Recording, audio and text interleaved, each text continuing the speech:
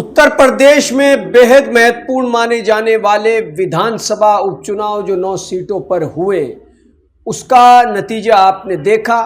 उसके बारे में क्या कहें, लेकिन यहाँ पर हम बहुजन समाज पार्टी की आज बात करेंगे। बहुजन समाज पार्टी कितनी कमज़ोर हो चुकी है, ये इस उपचुनाव के नतीजों से साफ हो चुका है।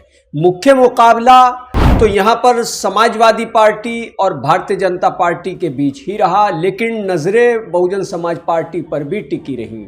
बहुजन समाज पार्टी लोकसभा चुनाव में भी उतरी, किसी से गठबंधन नहीं किया, लेकिन खाता तक नहीं खुला। उसके बाद बहुजन समाज पार्टी ने हरियाणा में इनेलो से गठबंधन किया, लेकिन वहाँ पर क्या हुआ ये भी आप सब जानते हैं। लगा कि बहुजन समाज पार्टी जो विधानसभा उपचुनाव हो रहे हैं यहाँ पर किसी राजनीतिक पार्टी से गठबंधन कर लेगी, लेकिन बसपा सुप्रीमो मायावती ने साफ कर दिया था कि वो किसी से भी गठबंधन नहीं करेंगी। अब बहुजन समाज पार्टी ने जो उत्तर प्रदेश के विधानसभा उपचुनाव हैं उसमें प्रत्याशी उतारे, लेकिन उनको कितने वोट मिले हैं ये आप सबके सामने हैं। आप सब बखूबी इस बात को जानते हैं और समझ रहे हैं कि बहुजन समाज पार्टी लगातार कमज़ोर होती जा रही है।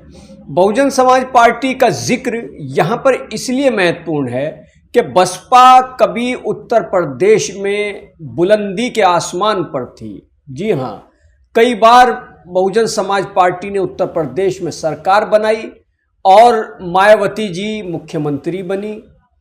इसके अलावा जो और चुनाव होते थे, चाहे कोई उपचुनाव हो, लोकसभा चुनाव हो, यहाँ पर भी बहुजन समाज पार्टी बहुत मजबूती से अपनी मौजूदगी दर्ज कराती थी। लेकिन अब बहुजन समाज पार्टी की अगर हम बात करें तो बसपा कितनी कमज़ोर हो चुकी है, इसके बारे में कुछ ज़्यादा कहने की ज़रूरत नहीं है।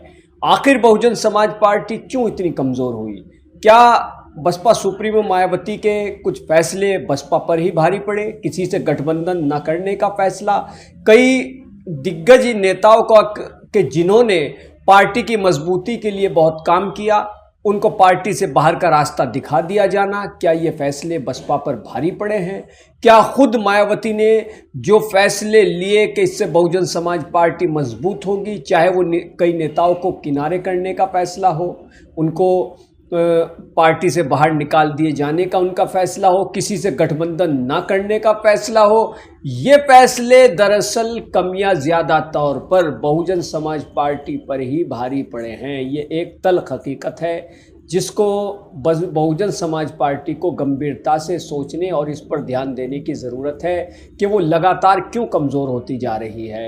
एक ज़माना था, जैसा कि मैंने आपको बताया और आप सब जानते भी हैं, कि बहुजन समाज पार्टी का शानदार दौर था, लेकिन लगातार बसपा कमज़ोर होती चली गई। कमज़ोर समाजवादी पार्टी भी हुई है, लेकिन लोकसभा चुनाव में उसने काफ़ी बेहतर प्रदर्शन किया।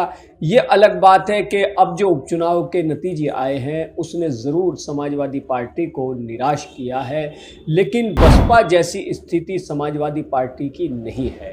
तो कीजिए मानव जगत लाइव को सब्सक्राइब, वीडियो को शेयर कीजिए, कमेंट कीजिए। आपका अपना चैनल निष्पक्ष पत्रकारिता को समर्पित मानव जगत लाइव। धन्यवाद।